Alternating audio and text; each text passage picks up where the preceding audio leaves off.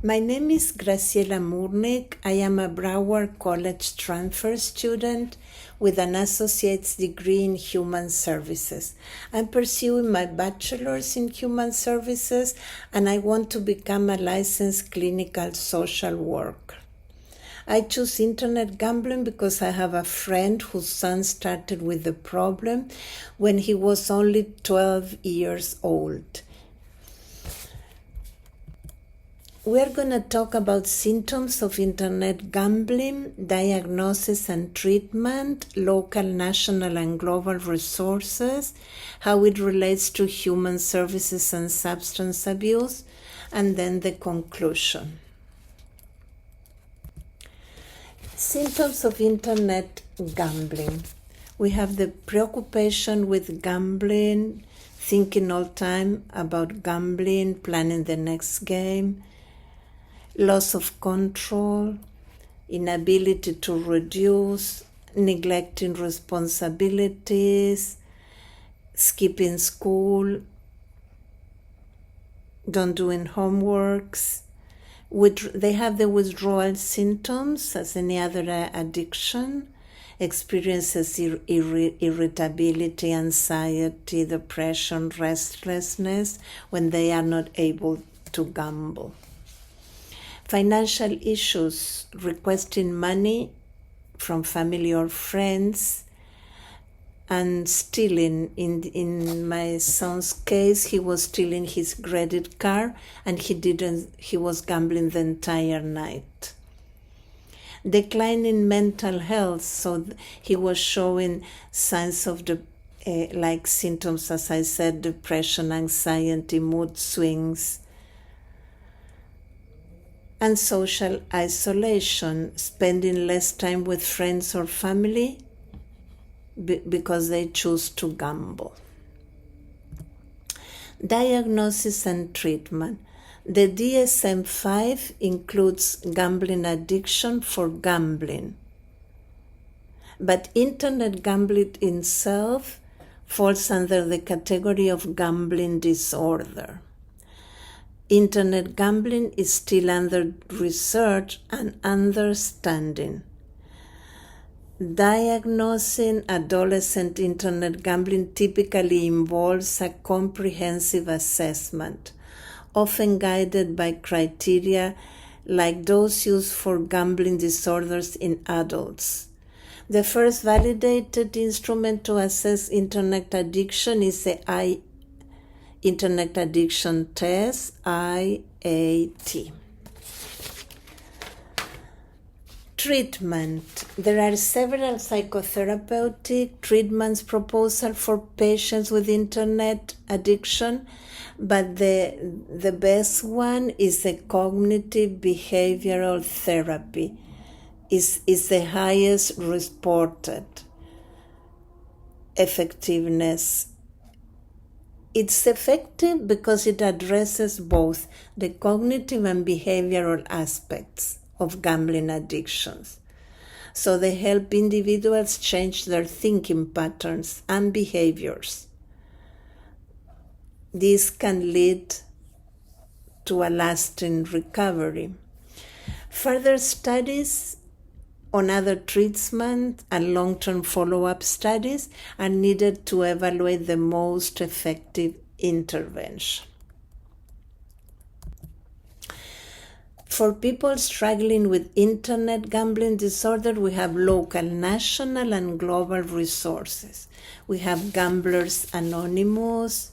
This is a support group for individuals and affected by the gambling addiction, and the meetings are often held locally, and the information can be found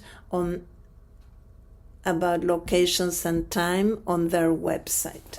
Then we have the National Council on Problem Gambling. This organization provides resources and support, and it has a helpline and a directory of local service. Phone number is 1-800-522-4700. We also have counseling services. Many communities have mental health professionals who are experienced in gambling addiction specializes. So you can look for therapists or clinics that offer counseling for gambling issues. Then we have the local hotlines. Some states or regions have a specific hotlines for gambling help. We have to check into your state health department or regional resources for more information. Then we have support groups in addition to Gambler Anonymous. That's a kind of support group. There are other local support groups focusing on this problem. Educational resources. Some community centers or libraries offer workshops or informational sessions on gambling disorders. Then we have Game Care. That's a UK organization that provides support, information, and advice for anyone affected. They also have a helpline and an online chat. Then Be Gamble Aware. This is another UK resource that offers advice, support, information, how to gamble responsibly. Then the Stop Predatory Gambling, that advocates for the prevention of gambling addiction and provide resources for individuals seeking for help. Internet gambling, how it relates to human service and substance abuse. Human service play a crucial role in addressing gambling disorder. There are several strategies and intervention. Prevention programs that with awareness campaign, educating the public, this screening and assessment, implementing screening tools in community settings, counseling and treatment. We have the therapeutic intervention that will provide access to counseling services such as CBT. We have support groups that is, as I said before, is like Gamblers Anonymous. Then integrated services, co-occurring disorders, addressing gambling disorders along with other mental health or substance abuse issue. We can offer integrated treatment approaches. It's said that generally we have two dual diagnoses in addiction sometimes.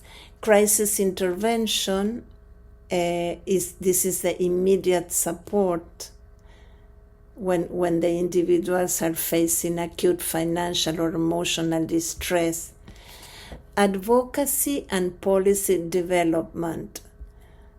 As human services, we can advocate for responsible gambling policies, including online gambling regulations and treatment funding support. By research and data collection, understanding the impact, researching the prevalence, impact, and effective treatment to inform policy and service development. Also, in the community resources, building networks, creating connections among local agencies, healthcare providers, and community organizations to enhance access to resources for individuals affected, so we can all work together. By addressing gambling disorders comprehensively, human services intend to reduce its prevalence, support affected individuals, and promote overall community well-being. As a conclusion, we can say that as internet gambling continues to grow, understanding and addressing internet gambling disorder is crucial for mental health professionals, policymakers, and communities to relieve its impacts and support those affected. So we can make people aware of this problem. Thank you.